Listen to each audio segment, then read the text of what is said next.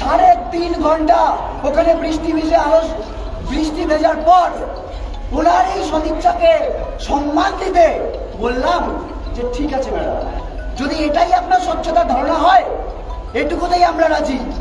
এই কথা বলার পর কি বলা হলো জানেন? স্বাস্থ্য প্রতিমন্ত্রী চন্দ্রিমা ভট্টাচার্য এই কথা জানাতে আমরা 10 মিনিট দেরি করেছিলাম। উনি বললেন যে আমরা অনেকক্ষণ ধরে ওয়েট করে ফেলেছি, আর আমরা নাকি ওয়েট করতে পারবো না। আমরা 35 দিন বিচারহীন অবস্থায় অপেক্ষা করছি। আমরা লাস্ট 5 দিন বৃষ্টিতে ভিজে রোদে পুড়ে এখানে ওয়েট করছি, আর ওনারা নাকি 3 ঘন্টা ওয়েট করতে পারবেন না। তাহলে সদিচ্ছার অভাব কার? তাহলে আলোচনা কে চায় না? এখন কি মনে হচ্ছে বলুন তো? এই যে আমাদের সহকর্মী তার রেপ এবং মার্ডার কেসে এই যে সন্দীপ ঘোষ এবং টালা থানার ওসি গ্রেপ্তার হয়েছে, এই খবরটা ওনারা পেয়েছেন, তাই ওই মিটিং করা। আমরা যাওয়ার আগে এখানে বলে গেছিলাম যে আমরা আর একটা দ্বিতীয় পরিবাহ হতে দেব না।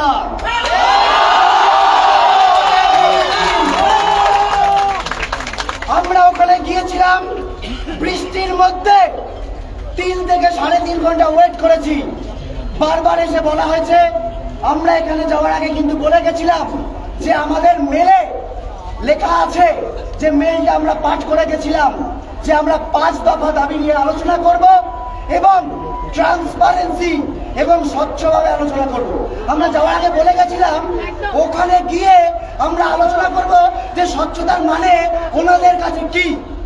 আমরা গেছিলাম, আমরা প্রথমে গিয়ে লাইভ স্ট্রিমিং এর দাবি করেছিলাম। তারপর ওনারা বলেন যে এটা তো রেসিডেন্সিয়াল এলাকা, এখানে আমরা লাইভ স্ট্রিমিং করতে পারবো না। তারপর আমরা আলোচনা করে বলি ঠিক আছে লাইভ স্ট্রিমিং না করতে পারুন। আমরা ভিডিওগ্রাফার নিয়ে গেছিলাম, আমরা আমাদের সাথে ভিডিওগ্রাফার বন্ধুকে নিয়ে গেছিলাম। দুপক্ষ ভিডিওগ্রাফ করুক। কি বললেন? যে না, ভিডিওগ্রাফি করতে দেব না।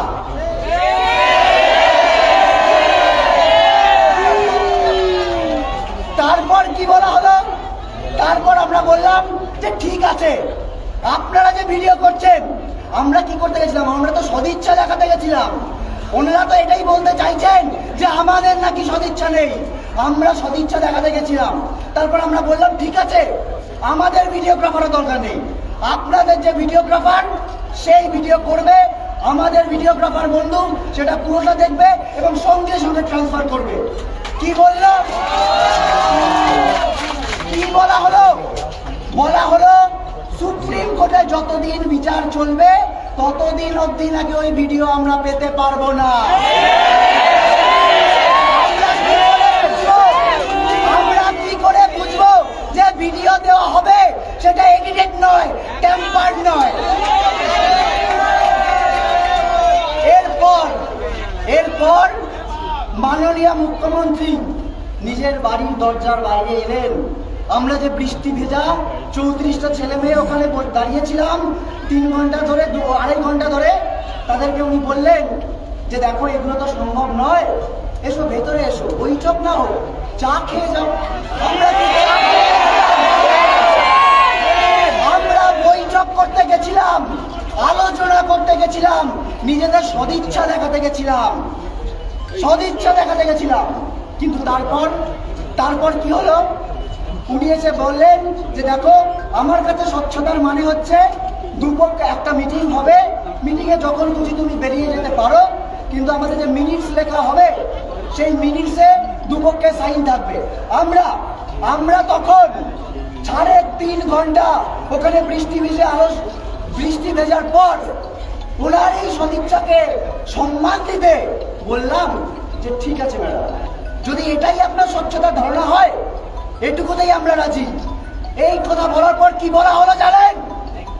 স্বাস্থ্য প্রতিমন্ত্রী চন্দ্রিমা ভট্টাচার্য এই কথা জানাতে আমরা 10 মিনিট দেরি করেছিলাম। উনি বললেন যে আমরা অনেকক্ষণ ধরে ওয়েট করে ফেলেছি, আর আমরা নাকি ওয়েট করতে পারবো না।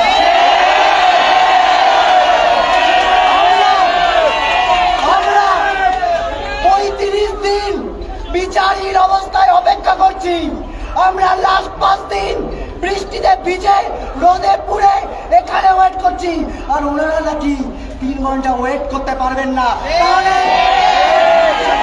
তাহলে সদিচ্ছার অভাব কার? তাহলে আলোচনা কে চায় না? আমরা তো আলোচনা করতে গেছিলাম, আমরা আবার বলেছি যে আলোচনাই করতে চাই। এখন কি মনে হচ্ছে বলুন তো, যে একটু আগে এই যে আমাদের সহকর্মী তার রেপ এবং মার্ডার কেসে এই যে সন্দীপ ঘোষ এবং টালা থানার ওসি গ্রেপ্তার হয়েছে, এই খবরটা ওনারা পেয়েছেন, তাই ওই মিটিং করা।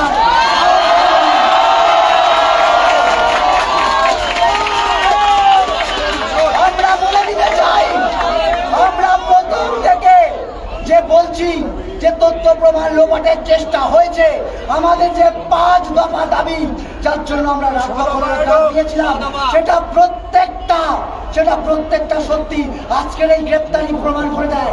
এই সন্দীপ ঘোষ, এই টালা থানার ওসি, এদের সুতো কোথায় বাঁধা? এই স্বাস্থ্য ভবন, পুলিশ কমিশনার, তাদের যে পদত্যাগের দাবি, এই যে ডিএমই ডিএইচএস এদের পদত্যাগের দাবি, প্রত্যেকটা যে ন্যায্য, আজকে প্রমাণ হয়ে গেল আবার করে।